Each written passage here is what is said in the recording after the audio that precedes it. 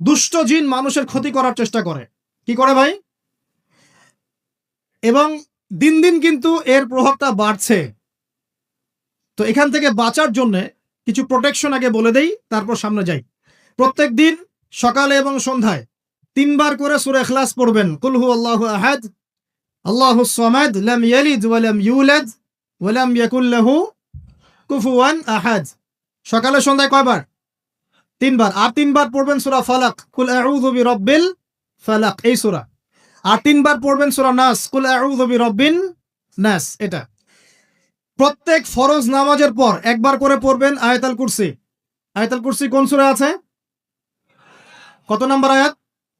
মাশাআল্লাহ, 255। আল্লাহু লা ইলাহা ইল্লা হুয়াল হাইয়ুল কাইয়্যুম, এখান থেকে শেষ পর্যন্ত। আর কি করবেন? রাতের বেলা ঘুমানোর সময় পড়বেন সূরাতুল বাকারা এর শেষের 2টা বা 3টা আয়াত। লিল্লাহি মা ফিস সামাওয়াতি ওয়া মা ফিল আরদ, এখান থেকে ফানসুরনা আলাল কওমিল কাফিরিন পর্যন্ত। নবী সাল্লাল্লাহু আলাইহি ওয়াসাল্লাম বলেছেন, রাতের বেলা কেউ যদি সূরা বাকারার শেষের এই 2টা 3টা আয়াত পড়ে ঘুমায়, সারা রাত আপনি যদি ইবাদতে থাকতেন যে নেকি পেতেন, এটা পড়ে ঘুমানোর ফলে সেই নেকি পাবেন ইনশাআল্লাহ। এখন বলেন দেখি, কতজনের সূরা বাকারার শেষের 3টা আয়াত মুখস্থ আছে? মাশাআল্লাহ। তো এখন বলেন আমাকে, আল কোরআনের আলো ঘরে ঘরে কি জ্বলবে? বলেন। শোনেন, আমার কথা রাগ করেন না। আমরা তো সবাই চাই যে আল্লাহর কোরআন আল্লাহর জমিনে প্রতিষ্ঠা লাভ করুক, চাই কি না? তাহলে সবার আগে নিজের মধ্যে কোরআন কায়েম করতে হবে। কোথায়?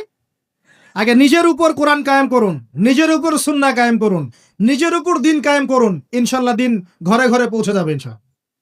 প্রত্যেক ঘরের মানুষ এই নিয়াত করতে পারি কি ইনশাআল্লাহ যে আমরা সবাই কোরআন পড়া শিখবো ইনশাআল্লাহ। কোরআনের বাছাই করা কিছু আয়াত অন্তত মুখস্থ করবো ইনশাআল্লাহ। পুরা কোরআন তোমাদেরকে মুখস্থ করতে বলছি না, হয়তো অনেকে পারবে না, যারা পেরেছে তারা সৌভাগ্যবান, আলহামদুলিল্লাহ। কমপক্ষে সূরা বাকারার শেষের 3টা আয়াত পারবো না ভাই? আয়াতুল কুরসি পারবো না? সূরা ফালাক, সূরা নাস, সূরা ইখলাস, সূরা কাফিরুন, সূরা হাশরের শেষের 3টা আয়াত, সূরা কাহাফ এর প্রথম 10 শেষ 10 আয়াত, সূরা কাহাফ প্রথম 10 শেষ 10 আয়াত, সূরা সফফাত এর প্রথম 10 আয়াত, সূরা আর রহমান, সূরা ইয়াসিন, সূরা মুলক। এই যে কমন জিনিসগুলো, এগুলো মুখস্থ করতে পারবো না ভাই ইনশাআল্লাহ? আল্লাহ পাক সবাইকে তৌফিক দান করুন, বলি আমিন। আর এখন যারা বিয়ে শাদী করেন নাই, নিয়াত করেন যে আপনাদের ঘরে যে সন্তান আসবে, আচ্ছা সন্তানের আগে বউয়ে আসে নাকি? আচ্ছা, যারা বিয়ে শাদী করেন নাই নিয়াত করেন, দিনদার, মুত্তাকি, পরহেজগার, কোরআনওয়ালা মেয়ে ছাড়া বিয়ে করার দরকার নাই। বাস বাস বাস বাস বাস। শোনেন, এর মানে এই নয় যে খালি মাদ্রাসার মেয়েদেরকে বিয়ে করবেন, বরং এমন অনেক দিনই বোন আছেন আমাদের স্কুল কলেজ ইউনিভার্সিটিতে পড়েন, তারা অনেক বেশি দিন চর্চা করেন মাশাআল্লাহ। আমি বলেছি কোরআনওয়ালা দিনদার পর্দাশীল নারী বিয়ে করবেন, এবং দ্বিতীয় নিয়াত করেন যে সন্তানই হবে কমপক্ষে একটা সন্তানকে হাফেজে কোরআন বানাবেন ইনশাআল্লাহ, একটা সন্তানকে আলেম বানাবেন ইনশাআল্লাহ। আপনার মেয়ে হলে সেই মেয়েকে আয়েশা রাদিয়াল্লাহু আনহার মতো বানান ইনশাআল্লাহ। আপনার ছেলে হলে আপনার ছেলেকে আবু বকর, ওমর, ওসমান, আলী রাদিয়াল্লাহু আনহুম আজমাইন তাদের আদর্শে গড়ে তোলেন ইনশাআল্লাহ। পারা যাবে না ভাই? যখন ঘরে ঘরে কোরআনওয়ালা মানুষ তৈরি হবে না, আল্লাহর জমিনে আল্লাহর দিন এমনি প্রতিষ্ঠা হয়ে যাবে ইনশাআল্লাহ। বাতিল কোন দিক পালিয়ে যাবে? ঠিক নাই? সবকিছু শেষ আছে না বলেন তো? সবকিছু শেষ আছে। নমরুদ আছে না নাই? দুনিয়াতে আছে। মানুষ তার নামও স্মরণ করে। যখন সে দুনিয়া ছিল মনে হচ্ছিল দুনিয়াটাই তার, তখন মনে হচ্ছিল কি দুনিয়াটাই নমরুদের। ফেরাউন দুনিয়া আছে না নাই? আছে। তার নামও কি মানুষ স্মরণ করে? যখন ফেরাউনের রাজত্ব ছিল, যুগ ছিল, তখন মনে হতো যে পুরো দুনিয়াটাইও। কথা বুঝতে পারছেন না মনে হয়? এরকম প্রত্যেক যুগে যুগে। আজ জাতির নাম শুনেছেন? আজ জাতি এই তাল গাছের সমান লম্বা চওড়া ছিল এক একজন, বিশ্বাস করছেন না? তাল গাছের সমান লম্বা চওড়া ছিল, এবং পাহাড় কেটে কেটে তারা বাড়িঘর নির্মাণ করত। তাদের কাছে আল্লাহ পাক নবী হিসেবে পাঠিয়েছিলেন হুদ আলাইহিস সালামকে। কোন নবী? সূরা হুদ পড়ে দেখবেন। আপনি যদি কবিতা, সাহিত্য, ছন্দ এগুলো পছন্দ করেন, তাহলে সূরা হুদ আপনার জন্য। সুবহানাল্লাহ। আপনি যদি কবিতা, সাহিত্য, ছন্দ, বালাগাত পছন্দ করেন, সূরা আর রহমান আপনার জন্য, সূরা হুদ আপনার জন্য, সূরা শুআরা এগুলো আপনার জন্য। এত চমৎকার কাব্যিক বিন্যাস আছে, কবিতার ছন্দে ছন্দে উপন্যাস ব্যাখ্যা করা হয়েছে বলে। সুবহানাল্লাহ। মানুষ তো কোরআনকে মূল্যায়ন করে না। আমি লাস্ট জুমার খুতবার একটা লেকচারে বলেছিলাম, সূরা ইউসুফ, এই যে এখন সারা বিশ্বে অর্থনীতি নিয়ে যে কত কথা হচ্ছে, অর্থনৈতিক সংকট, এইটা সেটা বলা হচ্ছে না, সবার ঘরে ঘরে এগুলো আলোচনা হয় তো, মাশাআল্লাহ। আপনি বিশ্বাস করেন সূরা ইউসুফের মাত্র 4টা আয়াতের মধ্যে আল্লাহ পাক এই পুরো বিশ্বের অর্থনৈতিক সমস্যার সমাধান দিয়ে দিচ্ছে। বলে দিব কি সমাধান? হ্যাঁ, পরে বলছি। আগে আপনাদের এই পয়েন্টটা শেষ করি। ঘরে ঘরে কোরআনওয়ালা মানুষ তৈরি হবে তো ইনশাআল্লাহ। আল্লাহ কবুল করুন, বলি আমিন। কোরআনের এই বিশেষ সূরাগুলো মুখস্থ করতে পারবো তো ইনশাআল্লাহ ভাই? এগুলো নিয়মিত চর্চা করলে আপনাকে দুষ্ট জিন, জাদু, বদনজর এগুলো গ্রাস করবে না ইনশাআল্লাহ। আরেকটা বইয়ের নাম বলে দেই, বই কিনবেন। আমি যে প্রত্যেকটা লেকচারে একটা একটা করে 2টা করে বইয়ের নাম বলি, বইগুলো কিনবেন আল্লাহর রাস্তায়। আজকে শুধু একটা বইয়ের নাম বলবো না, আজকে আমি এমন একজন রাইটারের নাম বলে দিব যে রাইটারের সবগুলো বই বাসায় কিনবেন আপনারা ইনশাআল্লাহ। যদি আপনি এই রাইটারের, এই আলেমের সবগুলো বই বাসায় রাখতে পারেন এবং চর্চা করতে পারেন, ইনশাআল্লাহ আপনি সিরাতুল মুস্তাকিমেই থাকবেন ইনশাআল্লাহ। আমি আপনার জিম্মেদার হচ্ছি ইনশাআল্লাহ। যদি আপনি পথভ্রষ্ট না হয়ে যান, এই বইগুলোতে এত চমৎকার করে গাইডলাইন দেয়া আছে, আপনি ইনশাআল্লাহ সঠিক পথেই থাকবেন। নামটা বলে দিব, সবার প্রিয় আলেম, পুরো বিশ্বের, শুধু বাংলাদেশের নয়, অন্যতম একজন প্রিয় আলেম, বিদগ্ধ আলেমে দিন, আল্লামা মুফতি তকি উসমানী দামাত বারাকাতুহু। নাম শুনেছেন? এই নামটা শুনেছেন? আচ্ছা, তার অনেক বই আছে, প্রায় 200, 300, 400-র মতো। সবগুলা বই বাসায় কিনবেন ইনশাআল্লাহ। ইবাদত নিয়ে বই আছে, মুআমালাত নিয়ে বই আছে, তাসাউফ নিয়ে বই আছে, জিকির নিয়ে বই আছে, অর্থনীতি নিয়ে বই আছে, ওয়ার্ল্ড অ্যাফেয়ার্স নিয়ে বই আছে, প্রতিটা সাবজেক্ট ধরে ধরে বই আছে। কোথায় পাবেন? এই তো অনলাইনে অনেক বুকশপ আছে না, এগুলোতে পাবেন। বাংলা বাজারে ঢাকায় পাবেন, এগুলো অনুবাদ হয়ে গেছে আলহামদুলিল্লাহ। এবং বাংলাদেশে অনেক স্টুডেন্ট আছে তার হাতে গড়া, তাদের এলেম, তাদের আমল, তাদের আখলাক দেখলে পরকালকে চেনা যায়। মাশাআল্লাহ। বই কিনতে পারবেন তো একটু ইনশাআল্লাহ? আরে ভাই, ইউনিভার্সিটির ক্যান্টিনে বসলেই তো 100 টাকা শেষ হয় আপনার। আর ক্যান্টিনে যদি বোরখাওয়ালা কাউকে নিয়ে বসেন তাহলে তো শেষ। এখন সহি প্রেম করে মানুষ। এক ভাই প্রশ্ন করেছে সেদিন, কালকেই, যে সে দিনের পথে ফিরে এসেছে কিন্তু তার গার্লফ্রেন্ডকে ভুলতে পারে না। তো বলছে, ভাই তাকে দাওয়াত দেওয়ার খাতিরে হলেও কি ফোনে কথা বলা যাবে? কি উত্তর দিব বলেন? আপনি পবিত্র হতে চাচ্ছেন কিনা? পবিত্র হতে চাচ্ছেন, পবিত্র পথে আসতে চাচ্ছেন, তাহলে অপবিত্র পথে আবার কেন ফিরে যাবে?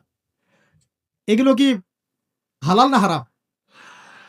আল্লাহ পাক বলেছেন, লা তাকরাবু জিনা, জিনার ধারের কাছেও যেও না, ধারের কাছেও যেও না। দেখেন, এই একই কথা আল্লাহ পাক আদম এবং হাওয়া আলাইহিস সালামকে এইরকম শব্দে বলেছিলেন, ওয়ালা তাকরাবা হাযিহিশ শাজারা, তোমরা এই গাছের ফল খেও না এমন নয়, তোমরা এই গাছের কাছেও যেও না। আমার কথা কি বুঝতে পারছেন? এই বাঁশ অতিক্রম করে এসো না এমন নয়, এই বাঁশের কাছেও বসবো না। বুঝতে পারছেন কথা? একইভাবে আল্লাহ বলছেন, ওয়ালা তাকরাবু জিনা, তোমরা জিনা করো না এমন নয়, জিনার কাছেও। তার মানে ফিজিক্যাল রিলেশন তো অনেক দূরের কথা, হারাম। আপনি ফোনেও কথা বলবেন না, আল্লাহ পাক তৌফিক দান করুন। আপনি যদি পবিত্র থাকতে পারেন, ইনশাআল্লাহু তাআলা আল্লাহ পাক আপনাকে আপনার উপযুক্ত পাত্রী দিবেন ইনশাআল্লাহ। আর যদি আপনি পবিত্র থাকতে না পারেন, এমন হতে পারে যে হয়তো আপনি পবিত্র কাউকে পান নাই। হতে পারে কিনা? আচ্ছা প্রিয় ভাইয়েরা, বইটা কিনবেন। বইটার নাম, দোয়ার বইটার নাম হলো হিসনুল মুসলিম। কি নাম? হিসনুল মুসলিম। যদি কিনতে না পারেন, ওই যে প্লে স্টোরে ঢুকেন, প্লে স্টোরে ঢুকে দেখবেন যে একটা অ্যাপস আছে হিসনুল মুসলিম। এখানে যতগুলো দোয়া আছে সবগুলো দোয়া আগামী 1 বছরের মধ্যে মুখস্থ করবেন। রাজি আছেন কিনা? আর এখানে সকাল সন্ধ্যায় পড়ার জন্য কিছু দোয়া আছে, সকাল সন্ধ্যায় পড়ার। এই দোয়াগুলো আল্লাহর ওয়াস্তে মুখস্থ করবেন। পারবেন ইনশাআল্লাহ? আল্লাহ তৌফিক দান করুন, আমিন। আর একটা আমল বলে দিব, তারপর সামনে যাব। সেটা হলো 5 ওয়াক্ত নামাজ তো পড়েন মাশাআল্লাহ, নাকি? কারা কারা নামাজ 5 ওয়াক্ত পড়েন হাত তোলেন দেখি। আলহামদুলিল্লাহ, মাশাআল্লাহ, হাত নামা। আর যারা নামাজ পড়েন না, তাদেরকে আমি একটা হাদিস শোনাবো, একটা হাদিস শুনবেন? নবী সাল্লাল্লাহু আলাইহি ওয়াসাল্লাম বলেছেন, قال النبي صلى الله عليه وسلم بين العبد وبين الكفر والشرك ترك الصلاة। আল্লাহ পাকের বান্দা আর একজন কাফের মুশরিকের মধ্যে পার্থক্যই হচ্ছে নামাজ। আল্লাহ পাকের বান্দা মানে মুমিন মুসলিম এবং একজন কাফের মুশরিকের মধ্যে পার্থক্য কি? মান তারাকা সালাতান মুতাআম্মিদান ফাকাদ বারিয়াত মিন যিম্মাতিল্লাহ। কেউ যদি ইচ্ছাকৃতভাবে তার উপর ফরজ নামাজকে ছেড়ে দেয়, সে যেন আল্লাহ পাকের জিম্মেদারি থেকে মুক্ত হয়ে গেল। অন্য হাদিসে আছে মান তারাকা সালাতান মুতাআম্মিদান ফাকাদ কাফার। কেউ যদি ইচ্ছা করে নামাজ ছেড়ে দেয়, সে ব্যক্তি কুফরি করলো। বলি নাউজুবিল্লাহ। আমরা কি কুফরি করতে চাই নাকি ভাই? হ্যাঁ, এটা ড্রোন আপনাকে বোম মারবে না, এদিকে তাকান। এত ভয় পান কেন? শোনেন, ক্যামেরা আছে এখানে, আপনাদের এখানে ভিডিও নেওয়া হচ্ছে। নামাজের কথা বলেছি, 5 ওয়াক্ত নামাজ কারা কারা পড়েন না হাত তোলেন এবার। আচ্ছা, লজ্জার কিছু নাই। এখন আমার সাথে তওবা করেন, বলেন আস্তাগফিরুল্লাহ আল্লাযী লা ইলাহা ইল্লা হুয়াল হাইয়ুল কাইয়্যুম ওয়া আতুবু ইলাইহি। আল্লাহর কাছে সাক্ষী রেখে বলেন, আল্লাহ, আমি জীবনে যত রাকাত নামাজ ছেড়ে দিয়েছি এর জন্য আমাকে মাফ করে দাও। ইনশাআল্লাহ আগামী জীবনে আমি বিনা ওজরে 1 ওয়াক্ত নামাজও বাদ দিব না ইনশাআল্লাহ। রাজি আছেন ইনশাআল্লাহ? বাস এই একটা নসিহত যদি আজকে আপনারা আমল করতে পারেন, ইনশাআল্লাহ আজকের মাহফিল সফল। পারা যাবে? আর বই কিনতে বললাম, 1 নাম্বার কোন বই বলেন? হিসনুল। আর কোন আলেমের নাম বলেছি? আল্লামা, জোরে বলেন। তার অনেকগুলো বই আছে, কেনার চেষ্টা করবেন তো ইনশাআল্লাহ। আল্লাহ পাক তৌফিক ইনায়াত করুন, বলি আমিন। তাহলে আমরা সূরা যারিয়াতের 56 নম্বর আয়াতে কি শিখেছি ভাই? আল্লাহ রাব্বুল আলামিন আমাদেরকে সৃষ্টি করেছেন কেন? তার ইবাদত করার জন্য আছে। এখন আমাকে বলেন যে আল্লাহ পাকের ইবাদত করার জন্য আল্লাহ পাক এই দুনিয়াতে আমাদেরকে কত বছর সময় দিয়েছেন? বলেন দেখি। সর্বোচ্চ কত হবে? সর্বোচ্চ 60, 70, 100 হতে পারে। এই তো। আমরা কি চিরস্থায়ী থাকবো এখানে না চলে যাব? আচ্ছা, দুনিয়ার জীবনটা তাহলে কি? আল্লাহ পাক বলছেন, আল্লাযী খালাকাল মাউতা ওয়াল হায়াতা লিয়াবলুয়াকুম আইয়ুকুম আহসানু আমালা। আল্লাহ পাক জীবন মৃত্যু সৃষ্টি করেছেন কেন? আল্লাহ পাক পরীক্ষা করার জন্য যে এই দুনিয়ার জীবনে আমলে কে শ্রেষ্ঠ। দুনিয়ার জীবনে আসার উদ্দেশ্য পেয়েছি আল্লাহর ইবাদত করা। এখন পেলাম আল্লাহ জীবন মৃত্যু কেন সৃষ্টি করেছেন? আমলে পরীক্ষা করার জন্য যে কে শ্রেষ্ঠ হচ্ছে। আমাদের উদ্দেশ্য কি? আমাদের উদ্দেশ্য হচ্ছে পুলসিরাত পার হয়ে জান্নাতে যাওয়া। উদ্দেশ্য কি? পুলসিরাত পার হয়ে জান্নাতে যাওয়া। সূরা আলে ইমরানের 185 নম্বর আয়াতে আল্লাহ পাক বলেছেন, কুল্লু নাফসিন যায়িকাতুল মাউত। প্রত্যেকটা নফস মৃত্যুর স্বাদ গ্রহণ করবে। এরপর কিয়ামতের মাঠে তাদের আজর তাদেরকে পূর্ণ মাত্রায় বুঝিয়ে দেওয়া হবে। আল্লাহ পাক বলছেন, ফামান যুহজিহা আনিন নারি ওয়া উদখিলাল জান্নাতা ফাকাদ ফাজ। ওই দিন যে ব্যক্তিকে জাহান্নাম থেকে বাঁচানো হবে এবং জান্নাতে প্রবেশ করানো হবে, সেই ব্যক্তি হচ্ছে সফল। কথা ঠিক কিনা? তাহলে উদ্দেশ্য পেলাম তো, আমাদের গন্তব্য পেলাম তো। আমাদের গন্তব্য কি তাহলে? জান্নাত।